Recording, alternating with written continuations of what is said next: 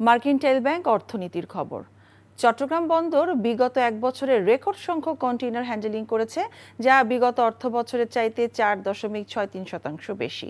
চলতি অর্থবছরের শেষ দিন অর্থাৎ আগামী 30শে জুন চট্টগ্রাম বন্দরের কন্টেইনার হ্যান্ডেলিং নতুন মাইলফলক স্পর্শ করবে বলে আশা করছে বন্দর কর্তৃপক্ষ।